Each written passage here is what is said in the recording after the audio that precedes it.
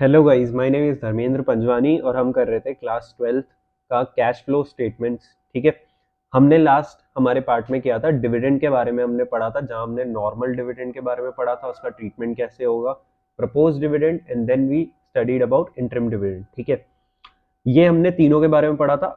आज हम चालू करेंगे डिफरेंट टाइप्स, कैसे कैसे तरीके से हम कैश फ्लो स्टेटमेंट्स बनाएंगे और हमारा प्रैक्टिकल पोर्शन थोड़ा आज स्टार्ट होगा। आओ देखते हैं हमारे नोट्स में। यहाँ पे आते हैं, ये देखो, ascertaining cash flows from operating activities, यानी कैश फ्लोज कैसे असर्टेन बनाते हैं ऑपरेटिंग एक्टिविटीज के केस में। दो मेथड्स बताए हुए हैं, one is direct method and another is indirect method. ठीक है। Direct method where by major classes of gross cash receipts and gross payments are disclose. ठीक है, सबसे पहले डायरेक्ट मेथड का देखते हैं।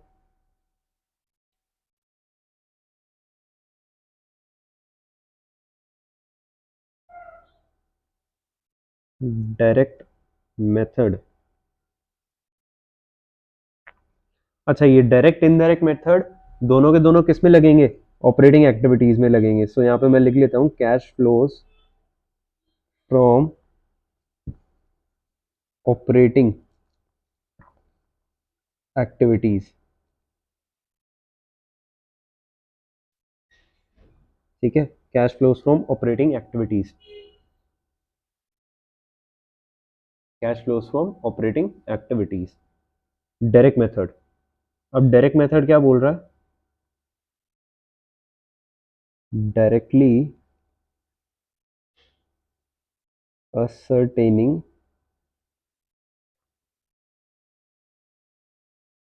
कैश रिसीट्स, या ग्रॉस कैश रिसीट्स में लिख लूंगा,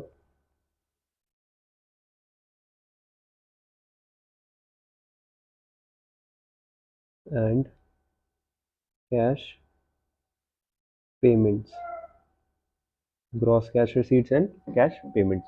सिंपल सा एक लाइन का है ये। कहने का मतलब क्या है? कहने का मतलब बहुत सिंपल है, बहुत सिंपल है। आप ऑपरेटिंग एक्टिविटीज डिफाइन करो। ठीक है, कि ऑपरेट आपके अकॉर्डिंग क्वेश्चन में ऑपरेटिंग एक्टिविटीज क्या है, और उसके बाद आप देखो कि उन ऑपरेटिंग एक्टिविटीज में से आपको पैसा किस में मिल रहा है और पैसा किस में जा रहा है। कैश में, कैश का इनफ्लो और कैश का आउटफ्लो देखो, उसको लाइन वाइज लगा दो और आपके पास आ जाएगा operating cash flow from operating activities. ठीक है, यहाँ पे प्रपोज डिविडेंड के बारे में बताया हुआ, आप एक बार पढ़ लो, या चलो मैं बता देता हूँ। It will be shown as contingent liability since it becomes a liability after it is declared by the shareholders. It will be accounted in the books of accounts after it is declared by the shareholders in the annual general meeting. Since previous year's proposed dividend will be declared in the current year, previous year's proposed dividend will be accounted as dividend payable. Also, declared dividend is paid within 30 days of its declaration. Therefore, it will be paid within the same financial year. Briefly, proposed dividend of the previous year after declaration by the shareholders will be debited to surplus balance in the statement of profit and loss. While preparing cash flow statements, proposed dividend will be added to profit under operating activities and will be shown under financing activity. ये जो आपको है बाद में मैं बताऊंगा, क्योंकि ये अपना किसका पार्ट है? ये अपना पार्ट है इनडायरेक्ट मेथड का, इनडायरेक्ट मेथड का पार्ट है। ठीक है, आ जाओ। सिंपल सा था डायरेक्ट मेथड, यानी कि डायरेक्ट मेथड में क्या है, एग्जांपल आप ले लो। अच्छा, पहले प्रपोज डिविडेंड का एक चीज और मैं बता दूं आपको, ये देखो, ये देखो, कहाँ पे बताऊं मैं, थोड़ा नीचे कर दूं इसको।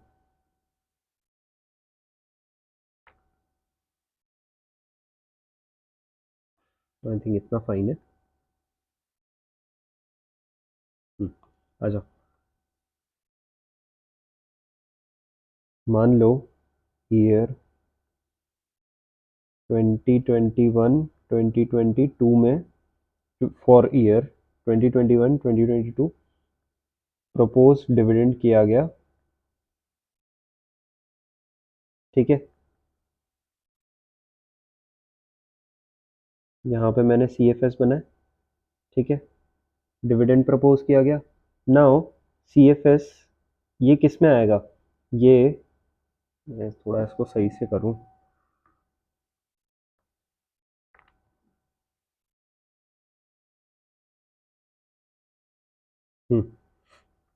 2021 2022 के CFS में क्या ये आएगा?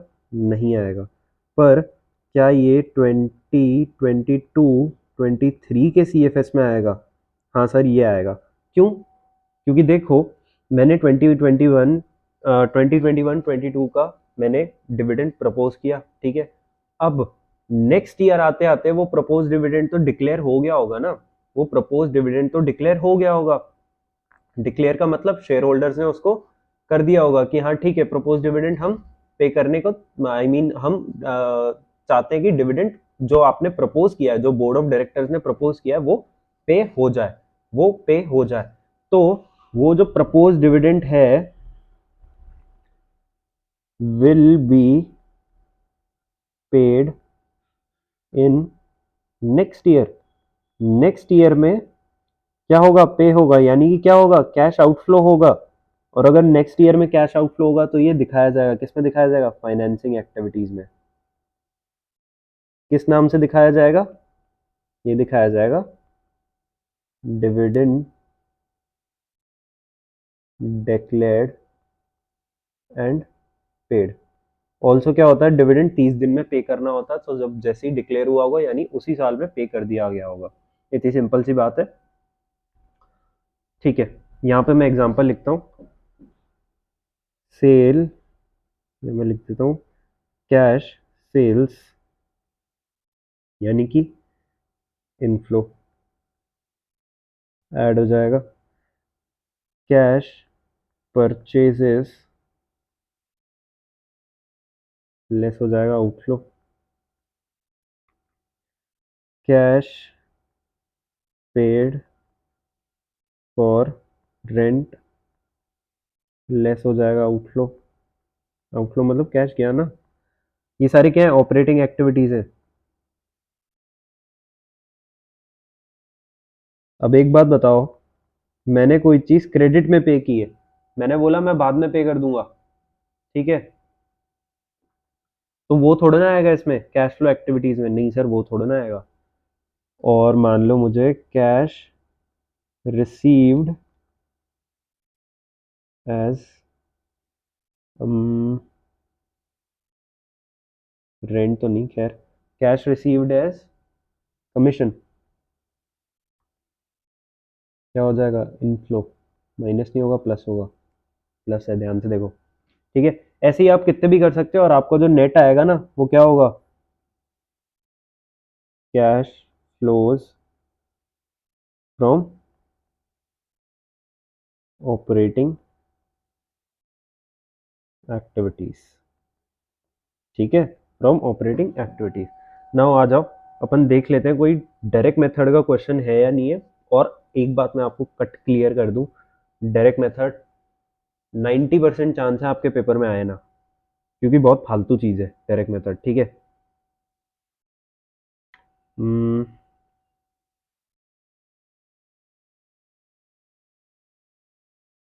एक तो इसमें पता है क्या दिक्कत है, इसमें इन्होंने दे रखा है इलस्ट्रेशन वन में, इलस्ट्रेशन वन के अकॉर्डिंग वो करो, ठीक है। इसमें इलस्ट्रेशन वन है ही नहीं।